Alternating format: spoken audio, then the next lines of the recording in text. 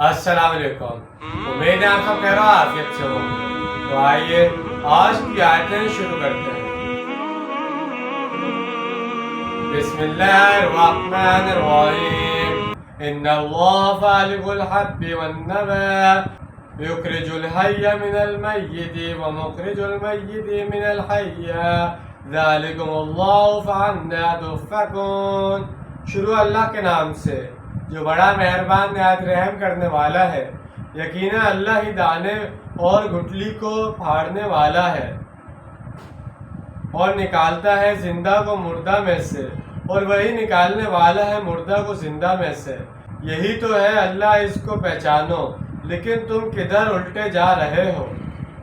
عالم خالق کے اندر جو امور اور معاملات معمول کے مطابق کوئے پذیر ہو رہے ہیں، یہاں ان کی حقیقت بیان کی گئی ہے۔ مثلاً آم کی گٹھلی زمین میں دبائی گئی، کچھ دیر کے بعد وہ گٹھلی پھٹی اور اس میں سے 2 پتے نکلے۔ اسی طرح پوری کائنات کا نظام چل رہا ہے۔ نظام یہ سب کچھ خود بخود ہوتا نظر آ رہا ہے، مگر حقیقت میں یہ سب کچھ ان فطری قوانین کے تحت ہو رہا ہے جو اللہ نے اس دنیا میں فزیکل اور کیمیکل تبدیلیوں کے لیے وضع کر دیے ہیں۔ اس لیے اس کائنات میں وقوع پذیر ہونے والے ہر چھوٹے بڑے معاملے کا فاعل حقیقی اللہ تعالیٰ ہے، یعنی وہ حقیقت ہے جس کا ذکر شیخ عبد القادر جیلانی رضی اللہ عنہ نے اپنی وصایا میں کیا ہے۔ وہ اپنے بیٹے کو وصیت کرتے ہوئے فرماتے ہیں کہ اے میرے بچے، اس حقیقت کو ہر وقت مستحکر رکھنا، حقیقت میں فاعل اور مؤثر اللہ کے سوا کوئی نہیں۔ اشیاء میں جو تاثیر ہے وہ اسی کی عطا کردہ ہے، اسی کے اذن سے ہے۔ تم کسی فعل کا ارادہ تو کر سکتے ہو، لیکن فعل کا بالفعل انجام پذیر ہونا تمہارے اختیار میں نہیں ہے، کیونکہ ہر فعل اللہ کے حکم سے انجام پذیر ہوتا ہے۔ فالق الاصباح وجعل الليل سكنا والشمس والقمر حسبانا ذلك تقدير العزيز الحكيم۔ وہی ہے صبح کو پھاڑنے والا، اس نے بنا دیا رات کو سکون کا وقت اور سورج اور چاند کو حساب کے لیے یہ اندازہ مقرر کیا ہوا ہے اس ہستی کا جو زبردست ہے اور سب کچھ جاننے والا ہے۔ یہ فلک کی دوسری قسم ہے کہ اللہ ہی رات کی سیاہی کا پردہ چاک کر کے سفیدہ شہر کو نمودار کرتا ہے۔ بظاہر بھی خود بخود زمین کی گردش کے تحت ہوتا نظر آتا ہے، لیکن یہ نہ سمجھے کہ اللہ کی تصرف اور اس کی تدبیر کے بغیر ہو رہا ہے۔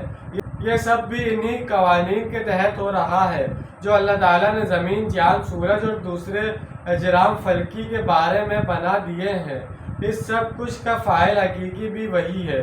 یہ تذکیر باللہ کی مثالیں ہیں جن کے حوالے سے اللہ کی عظمت، اس کی صفات اور اس کی قدرت کو نمایاں کیا جا سکتا ہے۔ یہ ایک لگا بندھا نظام ہے جس کے تحت سورج اور چاند چل رہے ہیں۔ اسی نظام سے دن اور رات بنتے ہیں اور اسی سے مہینے اور سال وجود میں آ رہے ہیں۔ وَهُوَ الَّذِي جَعَلَ لَكُمُ الجُّنُودَ لِتَهْتَدُوا بِهَا فِي ظُلُمَاتِ الْبَرِّ وَالْبَحْرِ قَدْ فَصَّلْنَا الْآيَاتِ لِقَوْمٍ يَعْلَمُونَ۔ اور وہی ہے جس نے تمہارے لیے ستارے بنائے تاکہ تم ان سے خشکی اور سمندر کی تاریکیوں میں راستہ پاؤ۔